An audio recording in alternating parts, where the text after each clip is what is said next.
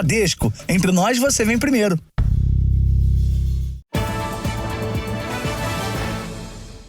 Olá, boa noite. Boa noite. Um adolescente de 16 anos morreu depois de levar um choque elétrico. Ele tinha acabado de sair do estádio do Corinthians, em São Paulo. Testemunhas afirmam que o poste e a estrutura metálica que ficam no canteiro central da avenida estavam energizados. As imagens mostram 2 torcedores inconscientes. Eles tinham acabado de levar um choque elétrico.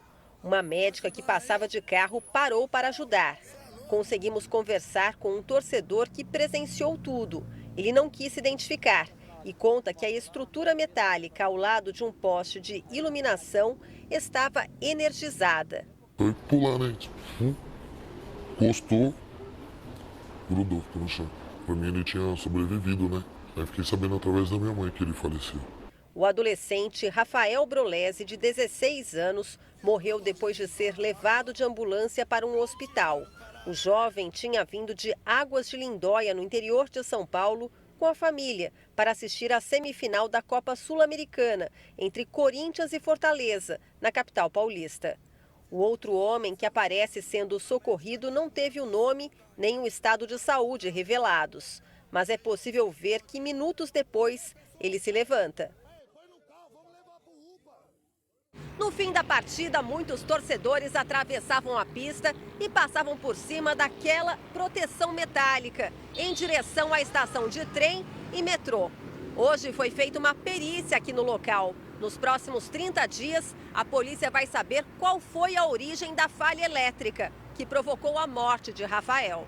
Em 2018, Lucas Lacerda da Silva, de 22 anos, morreu eletrocutado durante o desfile de um bloco carnavalesco. O inquérito da Polícia Civil indiciou 4 pessoas das empresas responsáveis pelo monitoramento do evento. Elas ainda não foram a julgamento. No caso de ontem, a concessionária de energia afirmou que o poste não pertence à companhia. O Corinthians lamentou a morte do torcedor e se solidarizou com os familiares e amigos da vítima. A Prefeitura de São Paulo também lamentou a morte e disse que vai colaborar com a investigação.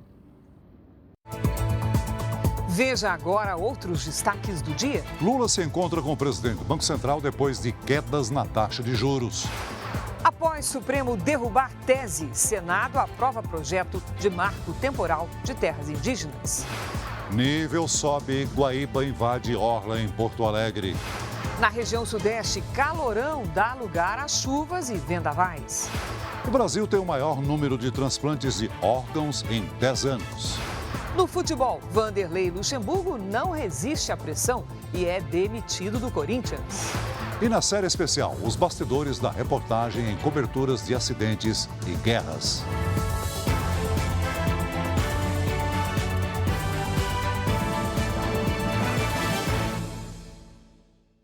Oferecimento Consórcio Bradesco. Conquiste sua casa nova sem juros e sem entrada.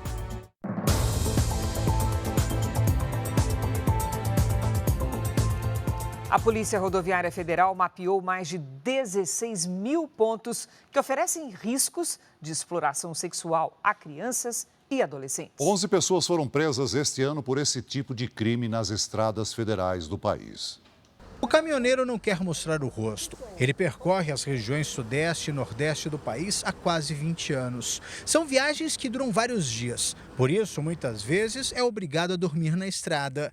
E é aí que ocorrem as abordagens. Ela lá no posto, tá no banco, quando volta pra dormir, né? Ela chega batendo na porta do caminhão, né? Perguntando se quer ter alguma relação. Um levantamento feito pelo projeto Mapear da Polícia Rodoviária Federal mostrou que as estradas nas regiões Nordeste e Sudeste são as que mais registram pontos críticos de exploração sexual de crianças e adolescentes. Em seguida, apareceram as regiões Centro-Oeste, Sul e Norte. As BR-116 e 101 são as que tiveram o maior número de ocorrências. Antes de chegar na exploração sexual, de fato, normalmente uma criança e adolescente ela já passou por diversos outros tipos de vulnerabilidades, de privações. Só este ano a Polícia Rodoviária Federal já registrou cerca de 16.800 pontos que oferecem riscos a crianças e adolescentes em mais de 105 rodovias federais do país.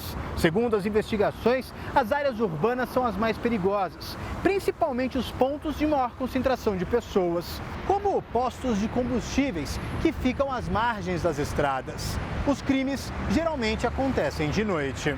No nosso mapeamento, nós identificamos locais de maiores áreas de aglomeração de pessoas, ou seja, postos de serviços, onde tem ali essas pessoas presentes para fazer uso de consumo de álcool ou outras drogas ilícitas. É possível ali o aliciador levar uma criança adolescente para que ela seja explorada sexualmente. Mais de 2.800 agentes da Polícia Rodoviária Federal percorrem diferentes trechos das estradas federais. As informações são lançadas em tempo real à central da PRF em Brasília. Só este ano, 11 pessoas foram presas por exploração sexual e 15 crianças resgatadas e encaminhadas ao Conselho Tutelar. A melhor forma de você enfrentar a exploração sexual infantil é prevenir que ela ocorra, até para não gerar os traumas e todas as consequências psicológicas que isso gera para as crianças e para o seu desenvolvimento. Um laudo feito pelo Instituto de Criminalística da Polícia Civil mostrou que o motorista que atropelou o ator Kaique Brito no Rio de Janeiro dirigia abaixo da velocidade máxima permitida. Com o resultado, a polícia concluiu as investigações e o caso deve ser arquivado. As imagens divulgadas hoje mostram a reação do motorista de aplicativo e da passageira após o atropelamento.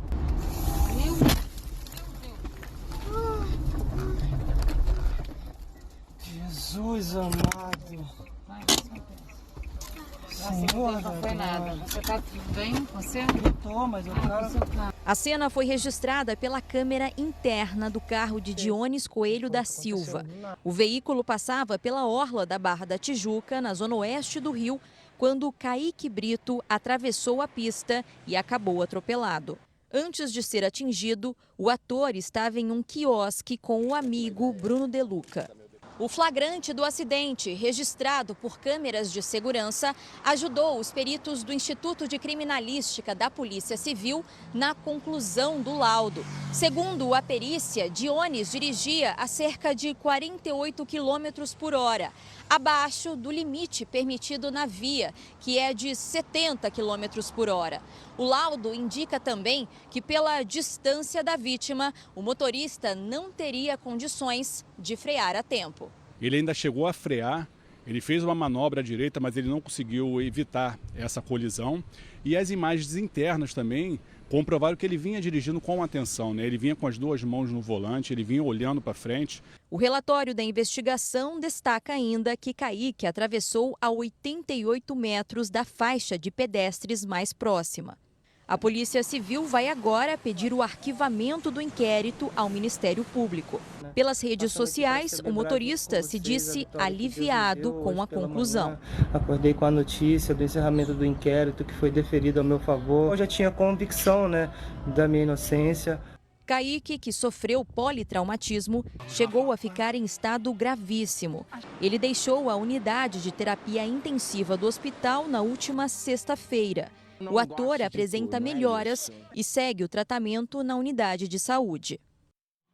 Criminosos que se passavam por funcionários de instituições financeiras foram presos hoje. A investigação começou depois que uma idosa foi convencida a transferir R$ 185 mil para contas de laranjas. Os agentes foram às ruas antes mesmo do amanhecer. A operação aconteceu simultaneamente em 3 estados: São Paulo, Mato Grosso do Sul e Santa Catarina, e envolveu 80 policiais.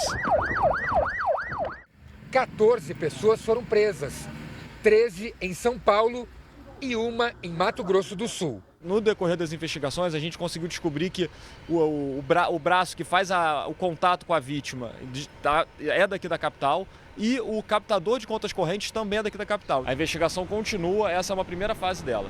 A investigação começou no ano passado, quando uma idosa de 73 anos, do interior de Goiás, percebeu que havia caído num golpe. A vítima acreditava estar falando com a central telefônica do cartão de crédito. Por isso, seguia passo a passo o que os criminosos pediam. Para supostamente testar a segurança do aplicativo, a idosa aceitou fazer mais de 15 transações bancárias e ainda deu a senha do cartão. Em poucos minutos, perdeu R$185 mil. A perversidade do golpe é que, além dele atingir uma vítima idosa e subtrair todo o valor da conta corrente dela, eles ainda apelaram para um senso de justiça, falando que era um setor de fraude do banco que precisava investigar esse tipo de conduta e pedindo que ela contribuísse com essa suposta investigação. O dinheiro havia sido dividido em contas de laranjas. Mais de 280 delas foram identificadas e bloqueadas pela polícia. Na casa de um dos suspeitos foram encontrados R$15 mil em espécie. A polícia ainda investiga outras vítimas que possam ter sido enganadas. Moradores de uma comunidade do Rio de Janeiro viveram momentos de tensão durante uma troca de tiros entre traficantes e policiais. 6 pessoas morreram no confronto. A câmera de segurança registra a chegada dos criminosos. Armados, eles descem dos carros e correm em direção a uma mata que dá acesso à comunidade da Cascatinha, na zona oeste do Rio. Com medo, este motorista de van interrompeu a viagem. Os caras estão aqui, ó, depois do posto de saúde, não tem como chegar na Pacuí, ó. Na semana passada, no mesmo local, outro motorista foi assaltado na região. As imagens mostram um momento em que os 2 criminosos obrigam a vítima a descer do carro. Mesmo sem reagir, eles atiram para o alto e fogem com o veículo. A comunidade da Cascatinha é alvo de disputa entre criminosos. Desde o início da semana, equipes da Polícia Militar realizam operações na área. Hoje, em mais uma ação, 6 suspeitos foram baleados durante um confronto com policiais do BOP, o Batalhão de Operações Especiais. De acordo com a Polícia Militar, o tiroteio começou após as equipes serem atacadas. Os suspeitos foram levados para o hospital, mas não resistiram. Um fuzil e 5 pistolas que estavam com o grupo também foram apreendidos. Existe uma disputa entre 4 facções criminosas, né? E a Polícia Militar segue atuante, reforçando o policiamento em todo o estado do Rio de Janeiro. A Corregedoria da Corporação também acompanha as investigações e tudo será apurado. Depois da onda de calor, a chegada de uma frente fria levou chuva e ventos fortes para a parte do sudeste. A chuva veio acompanhada de vendaval em Varginha, no sul de Minas Gerais, depois de 2 dias com temperaturas de até 35 graus. Em Conceição dos Ouros, também em Minas, em 15 minutos a tempestade levou telhados, derrubou parte do teto de uma escola e danificou 40 casas, segundo a prefeitura. O Instituto Nacional de Meteorologia emitiu alerta de chuva forte e granizo para 677 cidades mineiras. Em São Paulo, também houve chuva de granizo. No Rio de Janeiro, a sensação térmica chegou a 47,5 graus pela manhã. Já em Nilópolis, na Baixada Fluminense, um vendaval destruiu parte da estrutura deste comércio. Aqui em Belo Horizonte, o tempo ficou nublado, o sol apareceu algumas vezes, mas o calor continuou. Nos centros de saúde, a temperatura foi tão alta que pôs em risco funcionários e pacientes.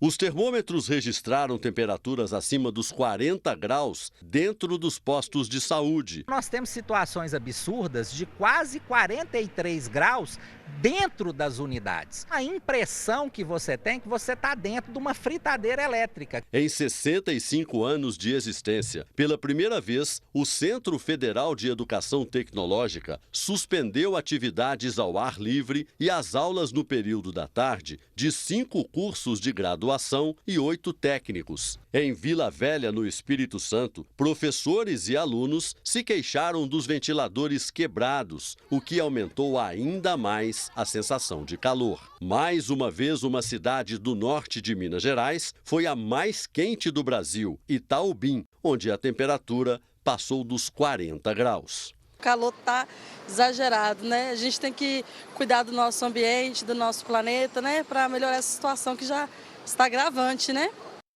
Não conseguimos contato com a Secretaria de Saúde de Belo Horizonte para falar sobre as altas temperaturas no interior dos poços. Bombeiros buscam um homem que desapareceu após o temporal que atingiu São Paulo agora à tarde. Segundo testemunhas, o homem caiu em um córrego na zona leste da cidade. A chuva forte derrubou mais de 100 árvores. Foram registrados pelo menos 3 pontos de alagamento. As chuvas fortes causaram o transbordamento do Guaíba e a água invadiu parte de Porto Alegre. Foi a pior enchente na capital gaúcha desde 1941. Imagens aéreas mostram a orla tomada pela água. O Guaíba avançou também sobre a zona sul da cidade e a enxurrada cobriu o calçadão. Perdemos tudo, nem a roupa, conseguimos tirar às 3 horas da manhã. Me gritaram, estava dormindo, pegou nós de surpresa. Na região central, o entorno da usina do gasômetro, cartão postal da cidade, e o Cais Mauá ficaram debaixo d'água. Inundação também no centro de treinamento do Internacional. Moro há 50 anos em Belém Novo, nunca tinha visto ainda isso aí. É muita chuva, alagou tudo. Na região das ilhas, as famílias foram retiradas de helicóptero. O corpo de um homem de 28 anos foi encontrado. Um laudo vai apontar se a morte tem relação com a enchente. Depois de vários dias em elevação por conta das chuvas, o Guaíba ultrapassou o índice de inundação em quase 20 centímetros, atingindo a marca de 3 metros e 17 centímetros. Segundo a Defesa Civil, essa já é considerada a maior enchente em Porto Alegre dos últimos 82 anos. O Augusto nasceu um ano após a grande enchente de 1941. Ele cresceu ouvindo o pai contar histórias sobre os alagamentos. A água vinha até a Rua da Praia e o pessoal passava de barco ali. Isso aí foi em 41, meu pai na época tinha o quê? 40 anos, né? 38 anos. Nesta casa, uma régua mostra a altura em que a água chegou. Depois da cheia histórica, 14 comportas foram construídas para contenção. A Prefeitura de Porto Alegre voltou a fechar os portões na segunda-feira. Hoje, 9.000 sacos, com cerca de 190 toneladas de areia ao todo, foram distribuídos.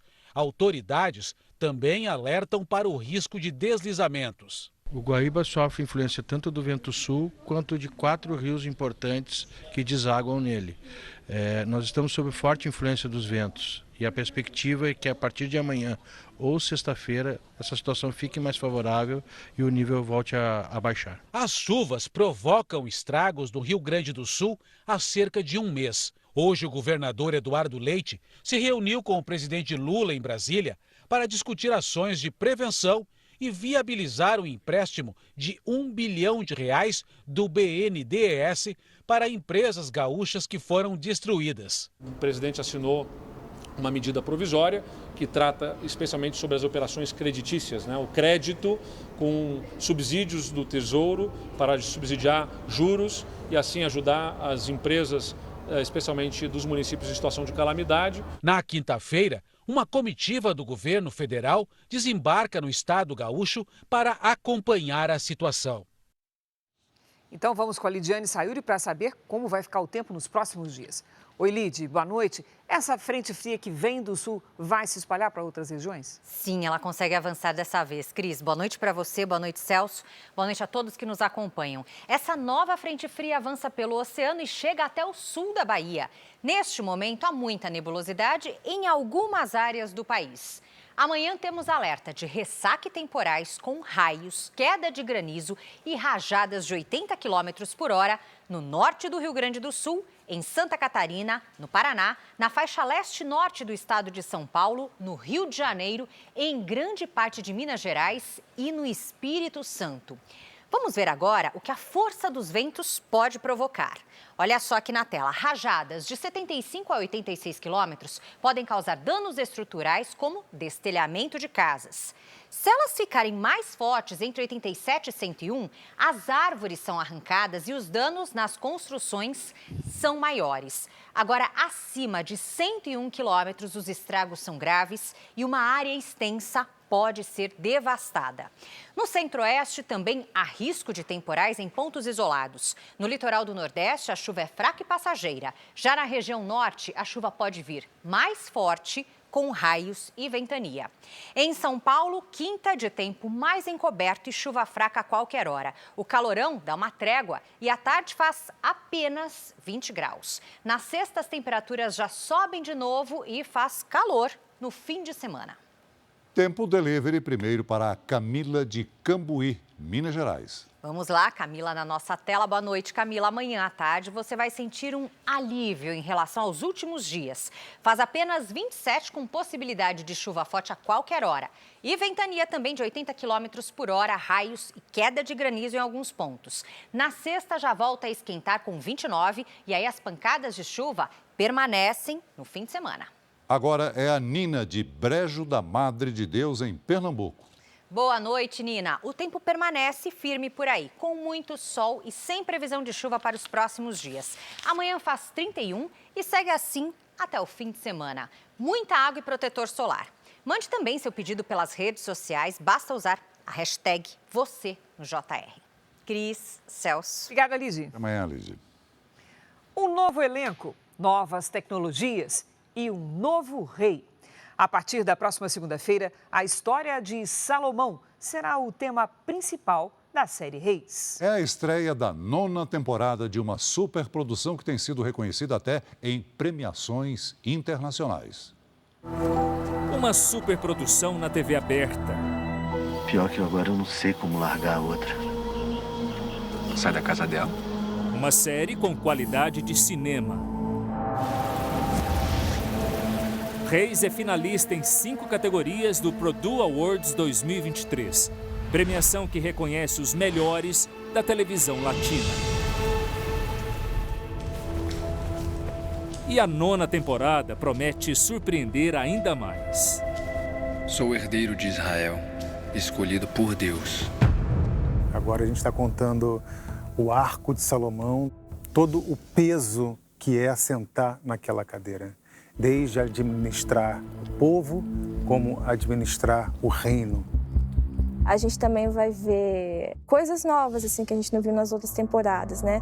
Salomão vai fazer algumas viagens, então a gente não vai ficar só ali em Israel.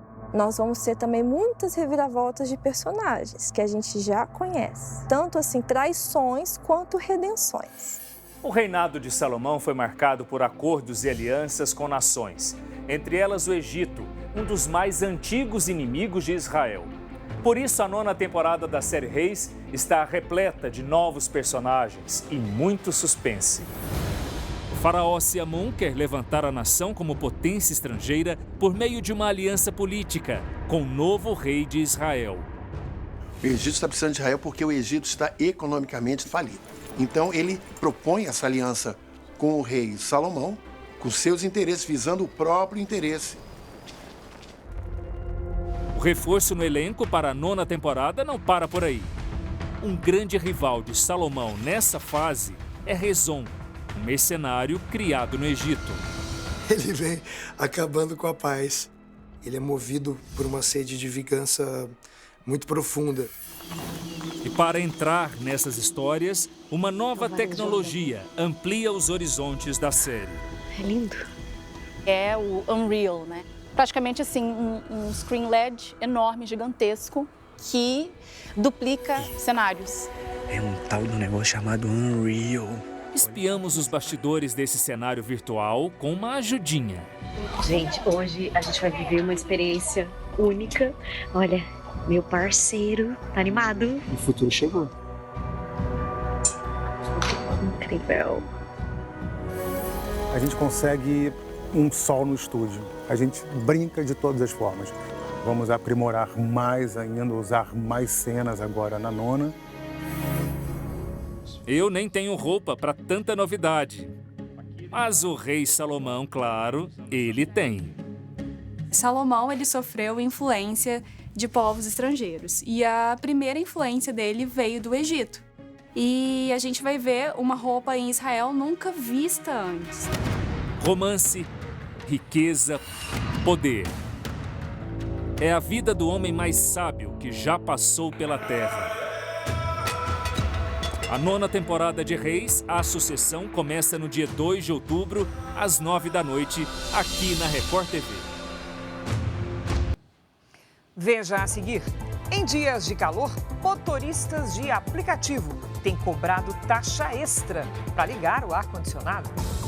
Lula se encontra pela primeira vez com o presidente do Banco Central depois de 9 meses de governo. Na série especial, o trabalho em equipe durante grandes coberturas.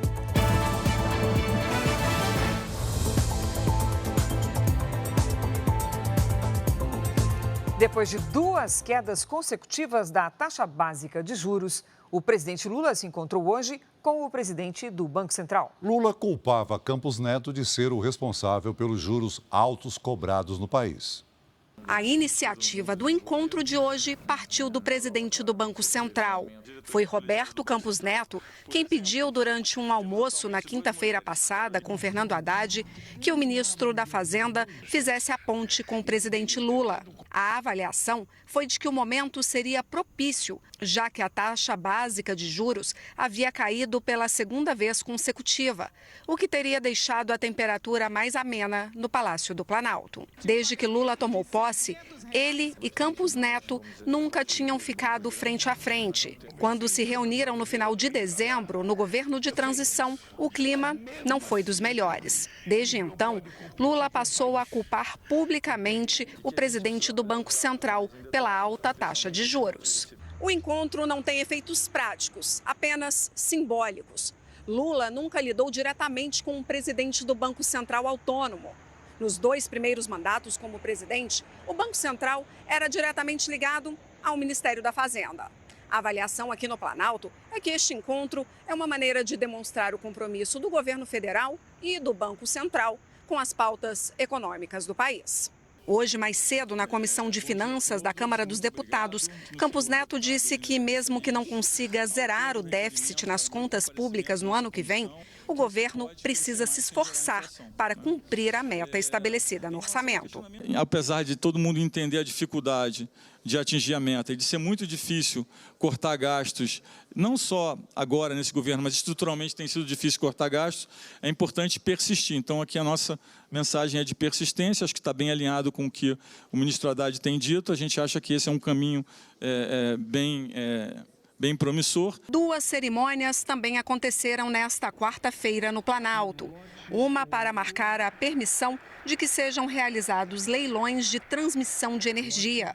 A previsão é de que sejam investidos quase 16 bilhões de reais em obras elétricas na Bahia, Pernambuco, Sergipe, Rio de Janeiro, Minas Gerais e Espírito Santo, com foco na transição energética. O Brasil pode ser efetivamente, não acho que seja ufanismo da minha parte, mas aquilo que a Arábia Saudita significou para o combustível fóssil no século XX e nesse primeiro quarto do século XXI, o Brasil pode significar para o mundo na questão da transição energética. Lula também lançou uma nova fase do novo PAC, o Programa de Aceleração do Crescimento. Nessa etapa, vão ser liberados mais 65 bilhões de reais. Estados e municípios poderão se inscrever em projetos ligados a diversas áreas, como infraestrutura, educação e segurança. Por favor, prefeitos, companheiros, prefeitas, se inscrevam, coloque a sua obra, coloque o seu desejo e vamos ver se a gente não tem nesse país nenhuma cidade sem uma obra. Porque antigamente as pessoas achavam que o dinheiro deveria ficar todo no governo federal ou no governo estadual e os prefeitos ficaram mendigando, sabe, uma migalha. Com temperaturas acima dos 30 graus, o deslocamento nas metrópoles brasileiras se torna um sofrimento. Muito Muitos ônibus não têm ar-condicionado e até alguns motoristas de aplicativo têm cobrado uma taxa extra para ligar o equipamento. O termômetro bate 35 graus em São Paulo e não há sombra que alivie o calor. Chega suado, né? 6 horas da manhã, o sol já tá daquele jeito. Sofrimento para quem depende do transporte público. Agora são 6h30 da manhã, horário de pico. A gente observa que a movimentação de passageiros é grande. E agora eu vou embarcar em alguns ônibus para saber se o ar-condicionado está conseguindo atender a necessidade de quem utiliza o transporte público aqui em São Paulo. O primeiro veículo estava lotado e o ar-condicionado não bastou para aliviar o calor. Não, funciona, mas que faz efeito não faz, porque o ônibus lota, a galera começa a respirar, então não tem como. A frota de ônibus em muitas cidades do Brasil ainda não é equipada com ar-condicionado. No Rio de Janeiro, 77% dos veículos possuem um sistema de refrigeração. Já na capital paulista, segundo a prefeitura, são 90% dos veículos. Desta vez, entramos em um ônibus sem o equipamento. Contava apenas com as janelas abertas. É muito quente, né? Quando tem o ar-condicionado, aí fica melhor. Além dos passageiros de ônibus, passageiros do transporte por aplicativo também têm sofrido. Em Minas Gerais, um motorista cobrou uma taxa de R$ 2 pelo uso do ar-condicionado. O Elton tem optado pelas categorias mais caras ao solicitar o serviço. Pagar um pouquinho a mais para ter um pouco mais de conforto, até porque o calor aqui em São Paulo está insuportável, né? Na maioria das vezes, a decisão de ligar ou não o equipamento passa pelo bolso por causa do aumento no consumo de combustível.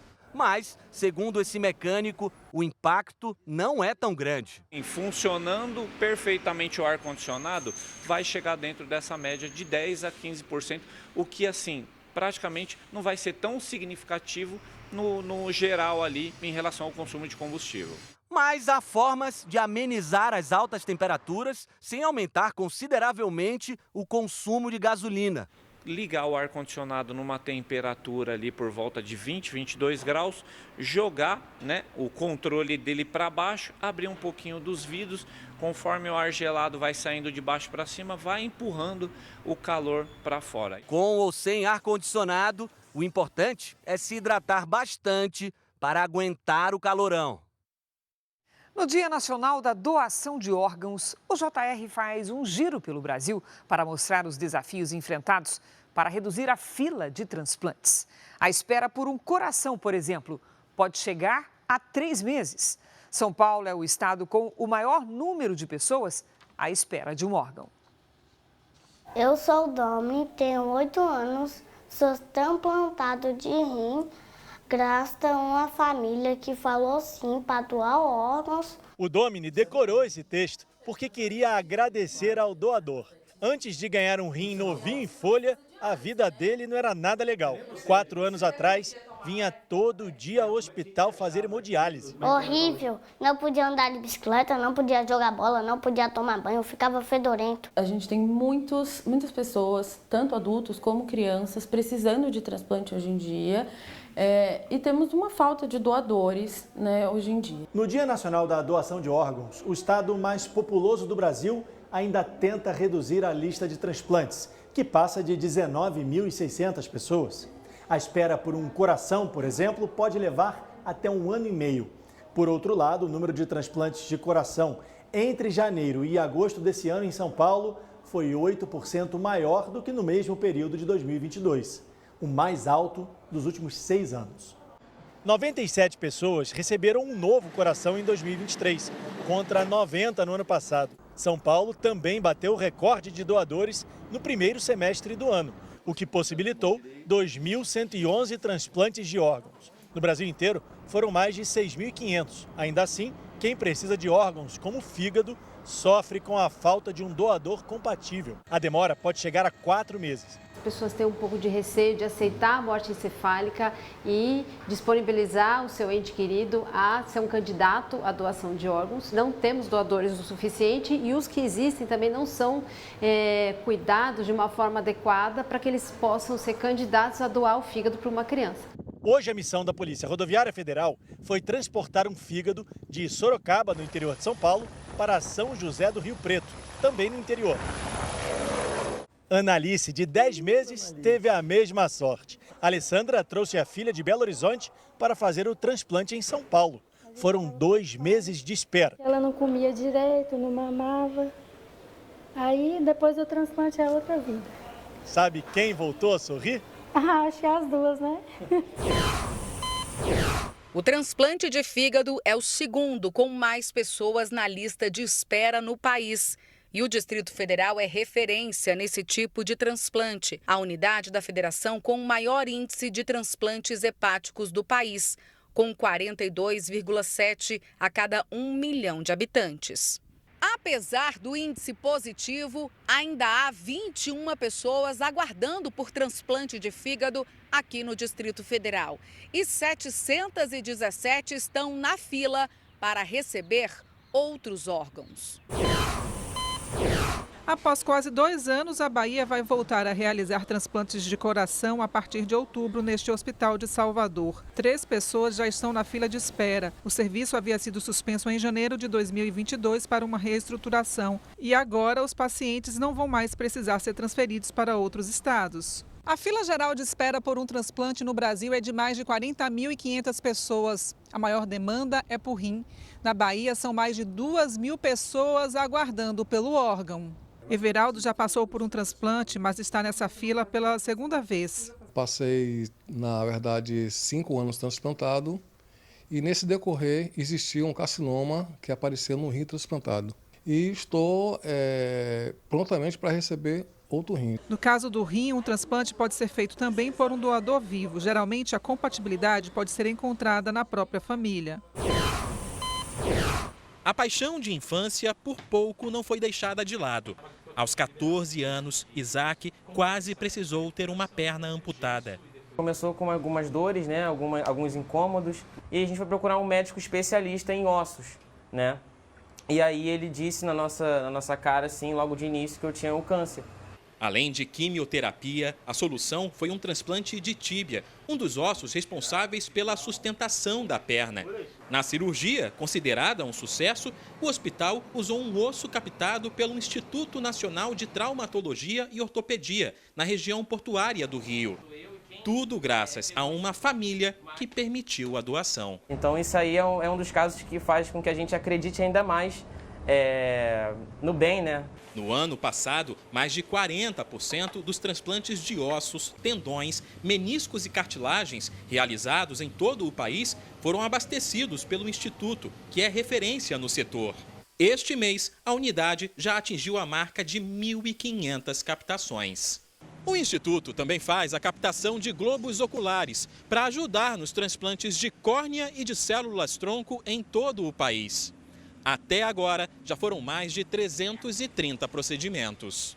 A Secretaria Estadual de Saúde do Rio também espera bater o recorde de doação e transplantes de órgãos na própria rede.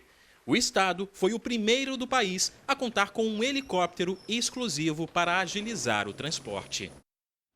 Você vai ver a seguir: Corinthians demite Vanderlei Luxemburgo e a torcida pede a volta de Tite. Parlamentares buscam formas de alterar decisão do STF sobre marco temporal de terras indígenas. Na série especial, o trabalho das equipes de reportagem em coberturas dramáticas.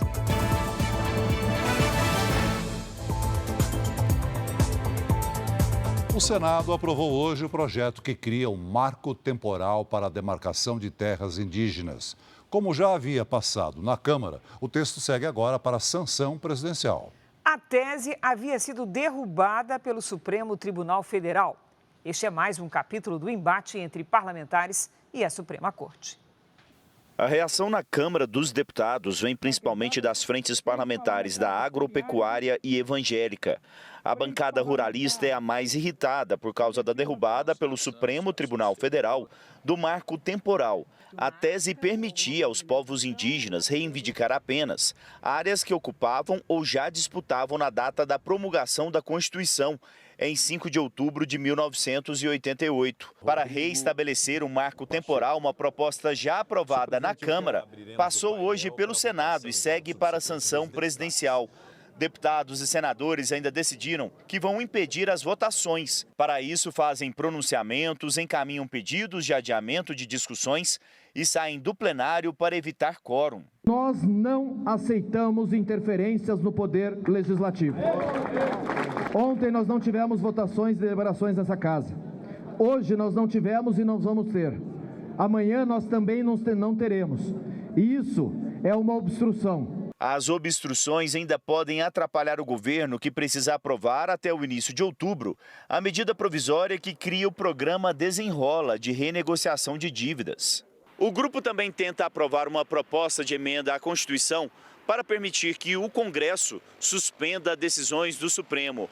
A medida seria adotada em casos que tenham transitado em julgado, ou seja, em caráter definitivo, ou que tenham extrapolado os limites constitucionais na visão dos parlamentares. Não há nenhum tipo de sentimento revanchista em relação à Suprema Corte do nosso país. Eu e Vossas Excelências são testemunhas. Sempre defendi a autonomia e independência dos poderes e sempre defendi a importância da autonomia do Poder Judiciário brasileiro e o valor da nossa Suprema Corte. É simplesmente o fato de que nós não podemos nos omitir daquilo que é o nosso dever, que é de legislar. Nos bastidores do Supremo, os ministros afirmam que não há invasão de competência. Alegam que o STF é provocado, não age sozinho e que vão evitar o embate público com os parlamentares.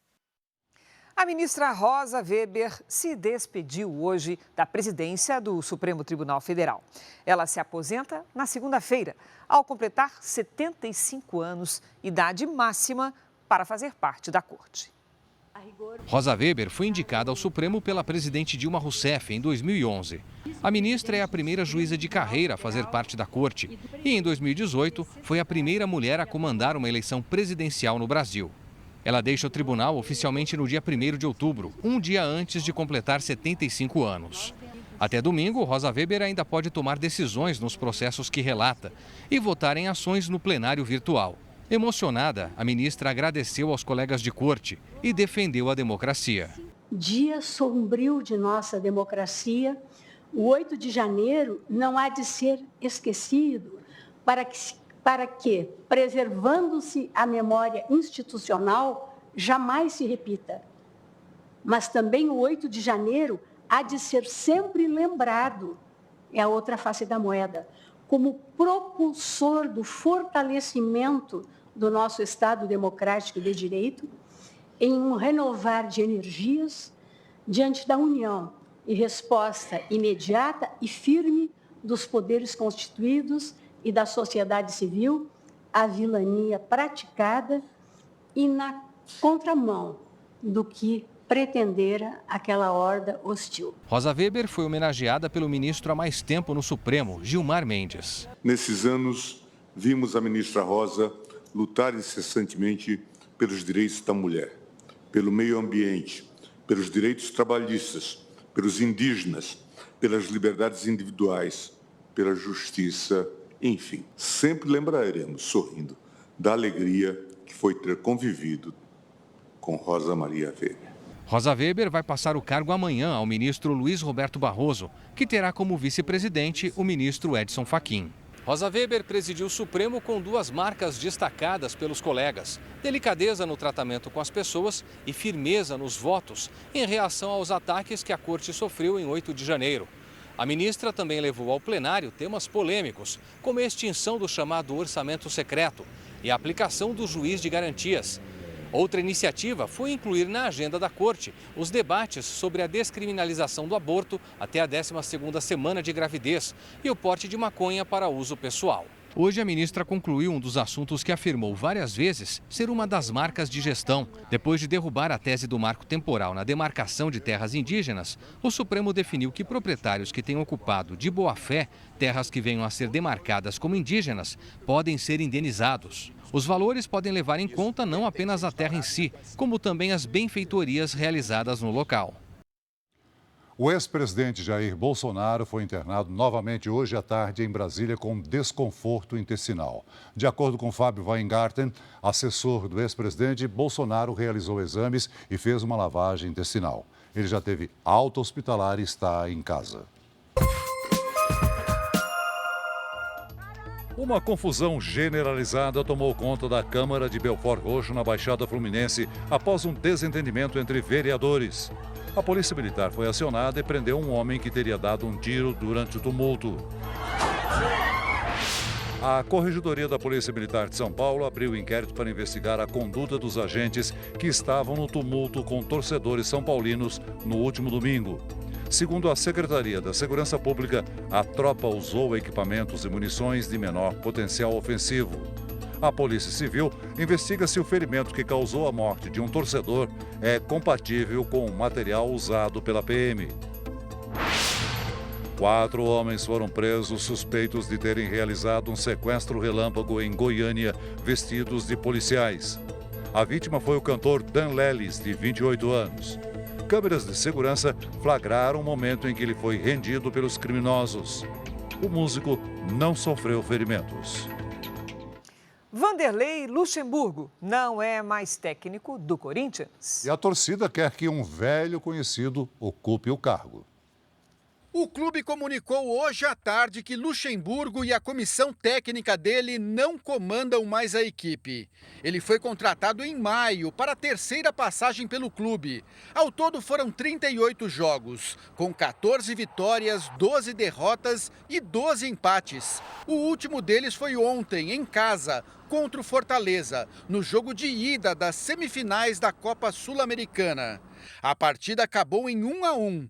Apesar do desempenho abaixo do esperado, Luxemburgo elogiou o comportamento do time. Dentro daquilo que nós temos na nossa realidade, né, de jogar futebol, né, daquilo que nós treinamos, o Corinthians, para mim, foi bem com posse de bola, podendo decidir o jogo. A demissão de Luxemburgo no meio de um duelo decisivo causa no torcedor corintiano a impressão de que a diretoria do clube já teria na manga o nome de um substituto para assumir a equipe.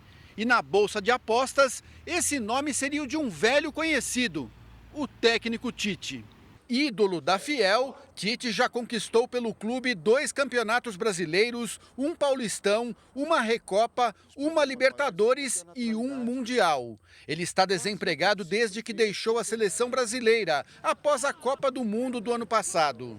O Tite tem apoio da diretoria, tem apoio da torcida, tem apoio dos jogadores. Sim, o Corinthians precisa do Tite, não há ninguém, né, como ele neste momento para estar fazendo essa substituição no time. O Timão tem pressa para definir o novo comandante, só que nos bastidores o Corinthians vai enfrentar um rival de peso na disputa por Tite. Com o vice-campeonato na Copa do Brasil, o Flamengo também deve procurar o treinador, embora ainda não tenha demitido o argentino Jorge Sampaoli. Outro conhecido do Corinthians, Mano Menezes, também aparece como uma possibilidade. Há exatos 70 anos, a Record TV entrava no ar pela primeira vez. E ao longo de 7 décadas, a emissora transmitiu fatos históricos pelo olhar das equipes aqui no Brasil e no mundo. Para registrar tudo com detalhes, exclusividade e emoção, repórteres e cinegrafistas precisam trabalhar em sintonia, tanto no dia a dia quanto em coberturas dramáticas, como acidentes e guerras. É o que você vai ver hoje na série especial sobre os bastidores do JR.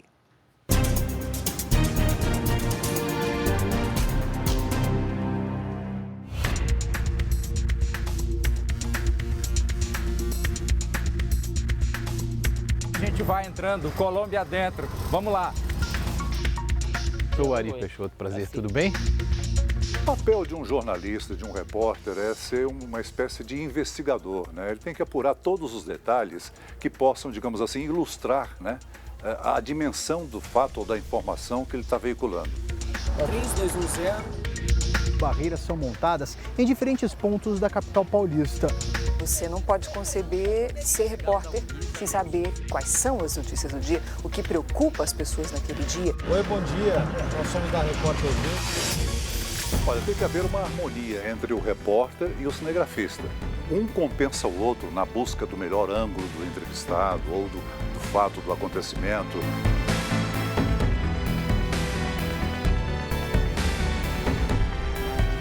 A gente precisa tentar transmitir o que a gente apurou, o que os colegas apuraram. Então é uma tarefa difícil. Há notícias muito graves, há coisas muito violentas a noticiar.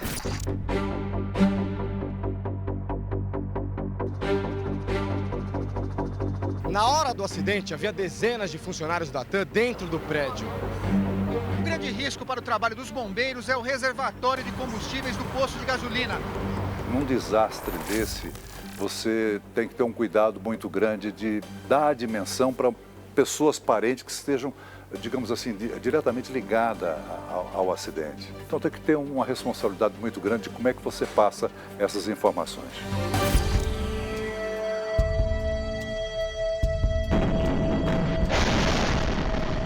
A cidade de Lviv, onde nós estamos, teme que ataques russos possam destruir seus principais tesouros arqueológicos. Pleno século XXI, uma guerra eclodiu no coração da Europa.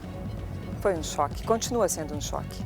O que a gente vê ali no canto, aqueles círculos cor verde-oliva, são minas terrestres que acabaram de ser desativadas pelo exército ucraniano. A velocidade que a gente tem de cobertura com a presença de repórteres nossos no local. Nós estamos no pátio de uma cervejaria de Lviv que interrompeu a produção de bebidas alcoólicas para fabricar coquetéis Molotov. Por todo o país existem checkpoints como esse, onde os carros são checados. Eles sempre têm medo de que russos possam estar infiltrados. Às vezes ele está em deslocamento, ou o horário, o fuso horário é totalmente diferente. Mas na medida do possível a gente procura conversar e dizer para o repórter ou para a equipe aquilo que seja mais interessante abordar na cobertura, né?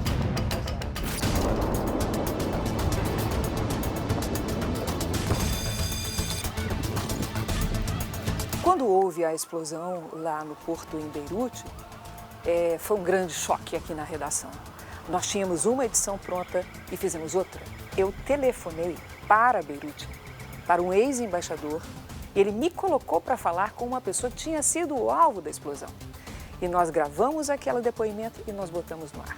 A segunda explosão que me empuja e caigo redondo no piso, mulheres, homens, gente orando. Então, essa é a grande emoção de fazer jornalismo ao vivo, sentada na bancada do Jornal da Record.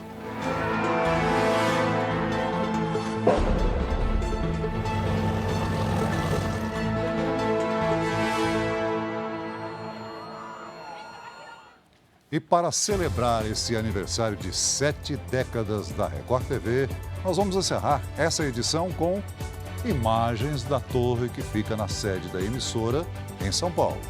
Fique agora com a série Reis e logo depois de Quando Chama o Coração, tem Prova do Fazendeiro no reality A Fazenda. E à 00:30 tem mais Jornal da Record. Record, 70 anos, tem a sua cara. Boa noite. Ótima noite para você.